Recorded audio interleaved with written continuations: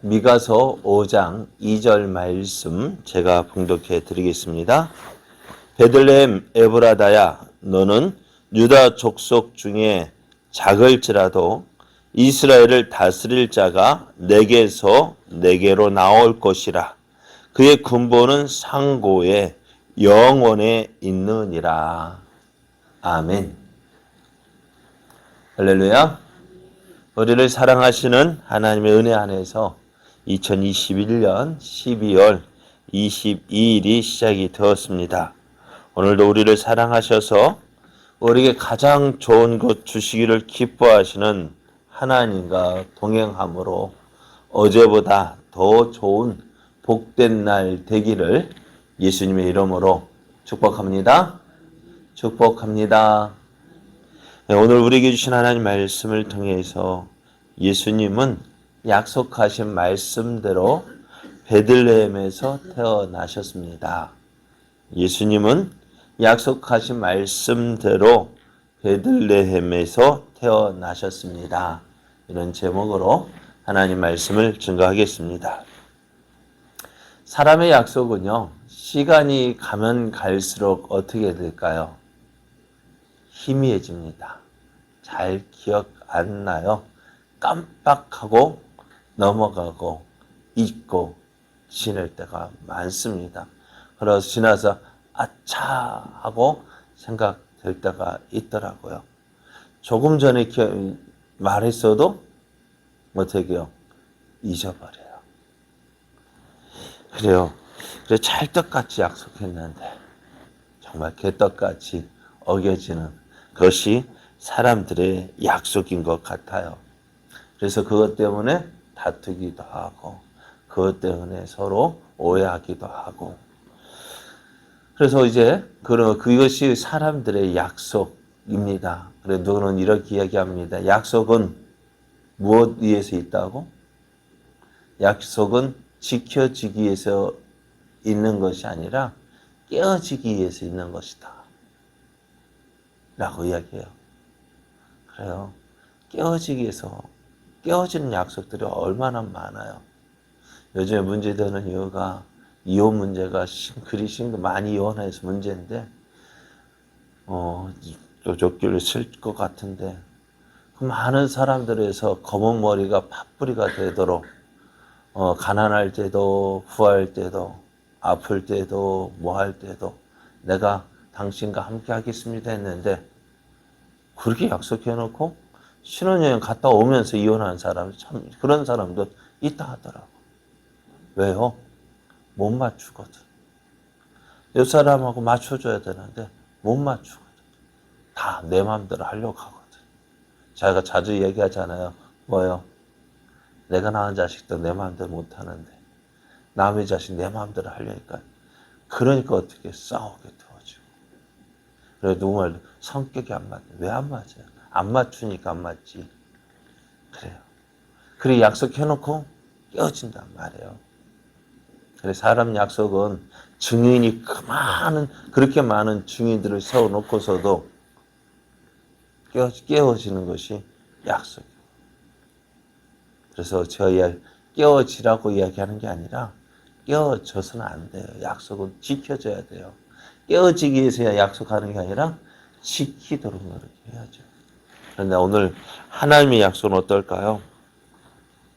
아담과 하와가 범죄한 후에 하나님은 어떻게 해요? 그 즉시로 죄인된 인간을 구원하기 위한 하나님의 계획을 세우시고 그 계획을 약속하십니다.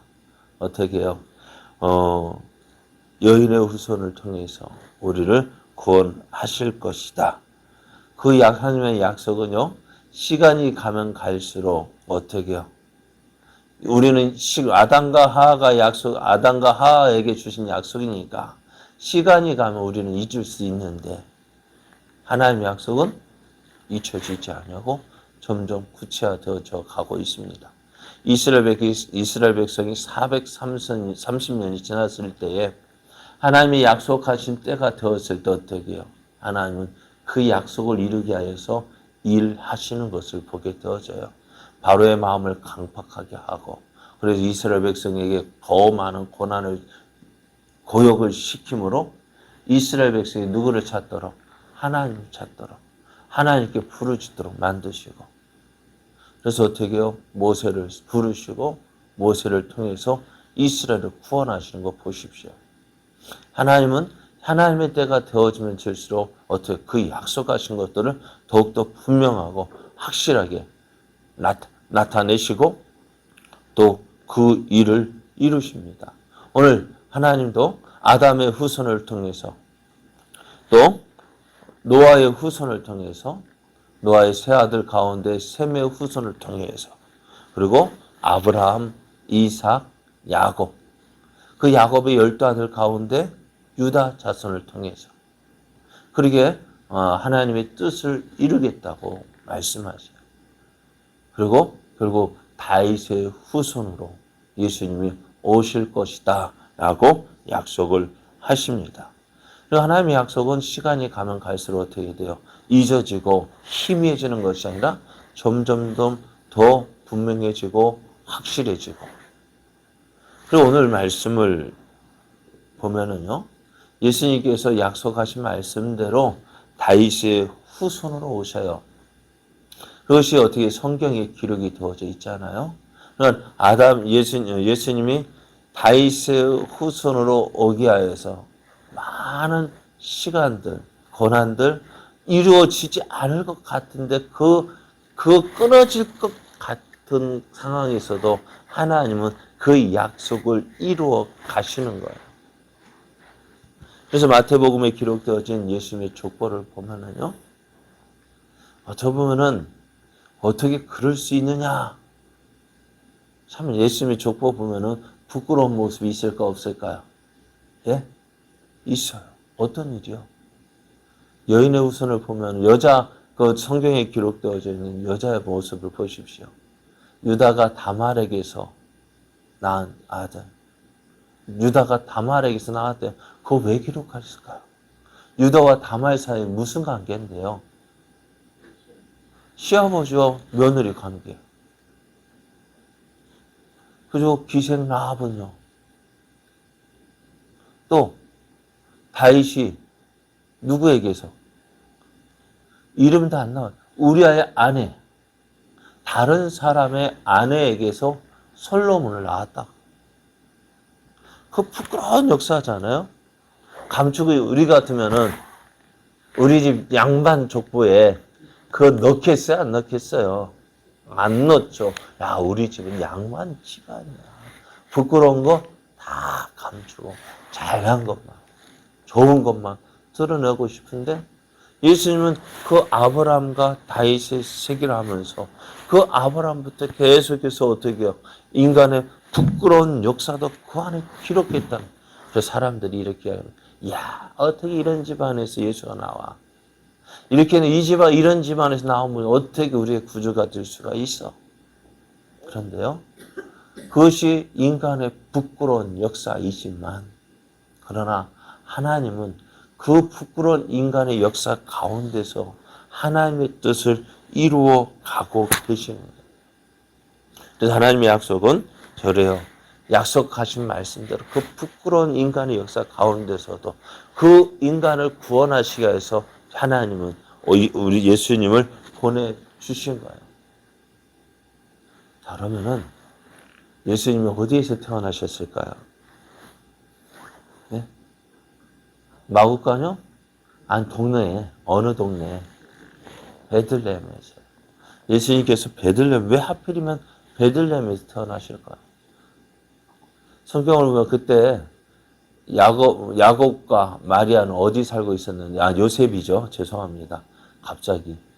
요셉과 마리아는 어디에서 살고 있었을까요? 네? 갈릴리. 나사렛. 나사렛에서 살고 있었어요. 나사렛에서 살고 있었던 그 요셉과 마리아가요. 왜 베들레헴에 왔어요? 그곳에서 나면 되잖아요. 그잖아요. 여러분, 여행하는 것이 쉬워요, 어려워요? 지금도요, 산모는 어떻게 해요? 아기가 임신하면 어떻게 조심합니다. 그리고 산달이 가득 다 되어 가면요. 더더욱 조심히 어디 갈까 안 갈까요? 안 가. 왜요? 언제 나올지 모르거든. 지금도 가장 조심하고 조심해야 될 때가 산달인데요. 그런데 그 산달, 만삭이 된 그 마리아를 데리고 나사렛에서 왜 베들레헴까지 가야 됐을까요? 무엇 때문일까요? 왜 그렇게 했을까요? 네? 그래요. 애기 낳고 싶어서, 거기 가고 싶어서 갔어요? 어떻게 보면은요, 가고 싶지 않은데 억지로 갔단 말이에요. 그렇잖아요. 가고 싶지 않아요. 왜? 만달인데, 산달인데, 어떻게 가요? 그런데 어쩔 수 없이 가야만 했던 거예요. 무엇 때문에요? 그래요. 임금의 호정령 때문에요. 저나 모든 사람들 그 조상의 고향에 가서 지금 살고 있는 데서 인구조사하면 되잖아요. 그죠? 또 인구조사도 우리가 가서 합니까? 아니죠. 인구조사하면 예전에 인구조사하면 사람이 와서 조사하잖아요. 그런데 그 당시에는요, 사람들이 다 자기 고향, 조상들의 고향으로 가야 되는 거예요. 그럼 요셉도 누구의 자손이기에? 다윗의 자손이기에. 그러니까 여러분, 우리가 본관이 어디예요? 저는 김해고요. 박 집사님은 밀양이고, 윤 권사님은 파평이죠. 그럼 다 어디로 가요? 자기 본관으로 가야 되는 거야. 밀양 가면 두 분 만나겠네. 아니다. 결혼했으니까. 그렇게 그렇게 가야 되어진 거예요. 왜? 임금이 형제가 명령이 있으니까요. 그렇게 억지로 가서 그 베들레헴에 가서 아이를 낳게 되어졌는데 요셉과 마리아가 알았을까요? 몰랐을까요? 이 일을. 요셉과 마리아도 아마도 몰랐을 것 같아요. 그런데 왜 하필이면 베들레헴이었을까? 왜 베들레헴에 가서 낳아야만 됐을까? 그것이 그 이유가 바로 오늘 본문이에요. 오늘 본문 말씀을 보면은요, 이렇게 기록되어져 있어요. 베들레헴 에브라다야. 너는 유다 족속 중에 작을지라도 이스라엘을 다스릴 자가 내게로 나올 것이라. 그의 군보는 상고에 영원히 있느니라. 베들레헴이라는 동네는요, 예루살렘 근처에 있는 작은 마을입니다. 어떻게 보면 다윗이 태어난 동네입니다. 다윗의 고향입니다. 근데 다윗 임금이 났다. 그럼 어떻게 될까? 지금 같으면 임금이 태어난 곳이기 때문에 어떻게 돼요? 그것을 막 성역하고 그랬을 텐데 지금도 그 보면은 어떻게 해요? 안 가봐서 잘 몰라요. 별로 작은 동네. 그 동네 어떻게 보면 다윗 왕의 동네이지만 태어난 도시지만 지역이지만은 그래 많은 사람이 없는 시골이었던 거예요. 그런데 그 시골에서 누가 오늘 이스라엘을 다스릴 자가 나올 것이다. 그것이 누구? 바로 예수님. 성경에서 약속하신 여자의 후손으로 오실 그 메시아. 그러니까 이 말씀이 어떻게 오늘 미가 선지자를 통해서 예언이 되어졌어요. 앞으로 이스라엘을 다스릴 자가 이 베들레헴에서 날 것이다. 근데 사람들이 이렇게 생각해. 베들레헴? 그래. 다윗 왕이 낫지 뭐. 다윗 왕이 태어난 곳이잖아. 맞아요? 틀려요? 맞단 말이에요. 그렇게 생각하고 넘어갈 수도 있겠지만은 사람들은요. 어떻게 해요? 이 베들레헴에서 메시아가 태어날 것이다. 라는 것을 알고 있었어요. 어떻게 해요? 우리 예수님께서 태어나실 때에 예루살렘에 큰 소동이 일어납니다. 어떤 소동이 일어나냐면 한밤중에 어떤 무리가 예루살렘에 들어오더니 이스라엘의 왕으로 나신 이가 어디 계시냐? 우리가 그를 경배하게 하여서 저 동방에서부터 왔노라. 유대인의 왕으로 오신 이가 어디 계시냐?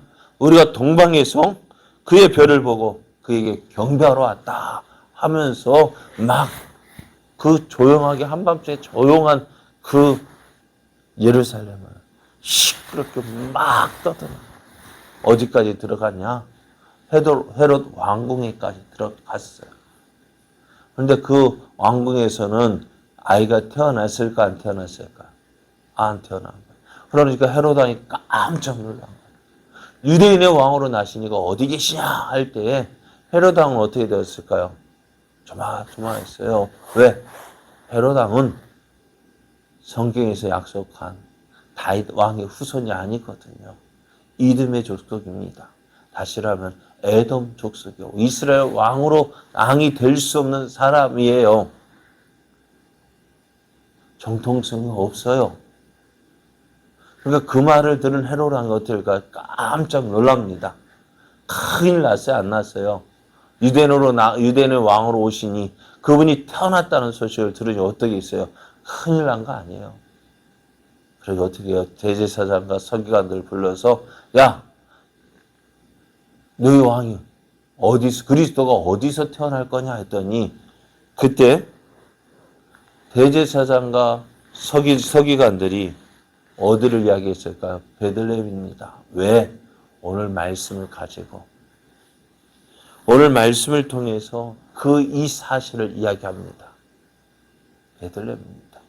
유다 족속 중에서 작을지라도 이스라엘을 다스릴 자가 내게로 나올 것이며 그의 근본은 상고에 영원히 있다. 이 말씀을 인용하면서 베들레헴에서 태어날 것이다 라고 이야기합니다. 이 말씀을 들은 동방 박사들은 예수님이 태어났다는 그 베들레헴에 가서 아기 예수님을 만나고 경배하고 예물을 드렸습니다. 자, 하나님의 약속은 희미하게 보여지지만 그래서 사람들은 그 약속을 잊고 지내지만 하나님의 약속은 어떻게 될까요? 조금씩 현실이 구체화되어지고 현실화되어집니다. 예수님께서 어디에서 태어나실 것인지에 대해서 말씀해 주셨는데 그것이 바로 베들레헴입니다. 그러니까 하나님도 참 힘드셨어요. 지금 생각해보면 하나님도 힘드셨을 거예요. 왜요? 베들레헴에서 태어나게 하기 위해서 어떻게 해요? 베들레헴에서 태어난다 했는데 요셉과 마리아는 어디 살고 있어요? 네? 갈릴리 나사렛에 살고 있거든요. 나사렛에 살고 있는 요셉과 마리아를 어디로 보내야 돼요? 베들레헴으로 보내야 되는데 가라야만 갈까 안 갈까요? 안 가는 거예요. 만삭인 아내 데리고 어딜 가겠어요? 그죠? 그러니까 어떻게 되겠어요? 안 가려고 하는 저들을 억지로 가게 해서 어떻게 해요? 하나님의 약속, 베들레헴에서 태어나 있는 그 약속을 이루려 하니까 쉬울까요? 어려울까요? 그래요. 사람의 힘으로 되지 않습니다. 그래서 어떻게 돼요? 하나님의 능력으로 되어지는 거예요. 그래 오늘 하나님은 약속하신 그 말씀을 이루기 위해서 약속하셨고 그 약속을 이루기 위해서 어떻게 일하고 계시는 거예요. 그 약속하신 것을 이루기 위해서 누구까지도 로마의 황제까지도 움직여서 그래서 우리가 기억해야 될 것이요. 이처럼 약속을 이루기 위해서 일하시는 하나님. 그 하나님이 누구의 하나님이에요? 우리의 하나님이셔요. 그럼 오늘 예수님이 베들레헴에 태어나도록 일하신 그 하나님을 보면서 오늘 우리에게 주신 약속은 어떨까요? 쉬울까요? 어려울까요? 쉽죠. 그럼 우리는 어떻게 될까요? 오늘 우리에게 주신 약속 포기해야 될까요? 말아야 될까요? 포기해야 될까요? 믿고 끝까지 소망해야 될까요? 포기하지 마십시오. 끝까지 기도하십시오. 그러니까 기도는 언제까지 해야 되느냐? 몇 번 했다고 해서 몇 번 해놓고 안 되네 포기할 것이 아니라 기도는요, 정말 진정한 기도는요, 그 기도가 이루어질 때까지 기도해야 되는 거예요. 여러분, 자녀를 위해서 기도하죠? 이웃을 위해 전도하기 위해서 기도하죠? 몇 번 해놓고 아예 안 들어주네 포기하면 어떻게 돼요? 안 돼요. 들어줄 때까지 기도하는 것이. 그것이 바로 기도의 문. 왜? 약속하신 거. 들어주셔야. 약속하신 거 하나님 들어주신다. 약속하셨으니까 그 약속을 이루시는 하나님 믿고요. 우리가 그 하나님을 의지하며 나가야 돼요. 오늘 약속하신 것이 이루어짐으로 오늘 베들레헴에 태어나실 그 예수님을 보면 야, 우리의 구원은 분명하다. 확실하다. 왜? 안 될 것 같은 이것도 하나님 이루어 주셨으니까요. 오늘 신실하신 하나님을 바라보면서 오늘 어떠한 상황 속에서도 약속 붙잡고 일어섭시다. 약속 붙잡고 믿음으로 나갑시다. 그래서 어떻게 해요? 하나님이 주신 약속이 우리에게 온전히 이루어지는 것을 보여주는 삶, 증거하는 삶. 그래야 하나님의 뜻을 이루고 하나님의 영광 나타내는 우리의 삶 되어지기를 예수님의 이름으로 축복합니다.